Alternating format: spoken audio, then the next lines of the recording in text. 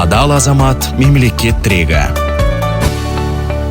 Заң мен тәртіп әділетті Қазақстанның идеологиялық тұғырнамасы. Бас прокурор Берік Асылов бұл тұжырымдаманың маңызы туралы Егемен Қазақстан газетіне берген сұхбатында кеңінен айтып берді. Заң мен тәртіп жай ғана құқықтық ұғымдар емес, қоғам тұрақтылығы мен қауіпсіздігіне, елдің гүлденуіне бастайтын өмірлік бағдар. Аталған қағидаларды ілгерілету мақсатында үкімет алдағы 5 жылға арналған арнайы тұжырымдаманы бекітті. Оның басты мақсаты азаматтардың құқықтық санасын арттыру, олардың құқықтық тәртіпті сақтауға белсенді қатысуы, заң бұзушылықтарға қарсы қоғамдық иммунитет қалыптастыру. Прокуратура осы жұмыстың негізгі қатысушысы және үйлестірушісі.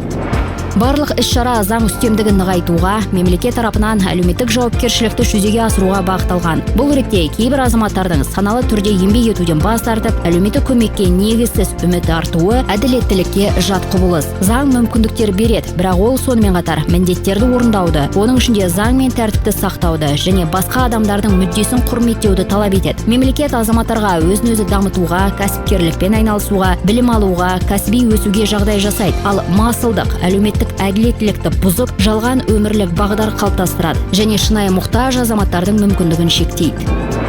Жауапкершілік тек талап қою емес, сонымен қатар ортақ іске үлес қосуға дайын болу. Әр азамат өзінің дамуына, отбасына, еңбегіне, заңды сақтауға жеке жауапты екенін сезінгенде ғана тұрақты және әділетті болашаққа жол ашылады. Жалпы заң қорқыныш немесе қысым құралы емес, әділеттің символы ретінде қалыптастырылады. Егер адам заңды өзінің қорғаны, өз болмысының бір бөлігі ретінде қабылдаса, ол ешқашан заңды бұзбайды. Бүгінде елімізде саналы, жауапты, адал, білікті азамат бейнесін қалыптастыруға бағытталған моральдық адамгершілік негіз жасалып жатыр. Бұл адал азамат тұжырымдамасының басты мұраты.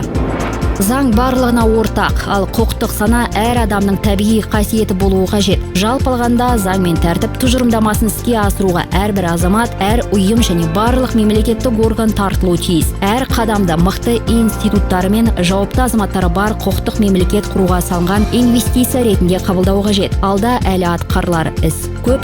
Мұнда ең бастысы іс-қимылдардың бірлігі, ортақ көзқарас пен өзара жауапкершілік. Бағдарлама Қазақстан Республикасы Мәдениет және ақпарат министрлігінің тапсырысы бойынша дайындалды.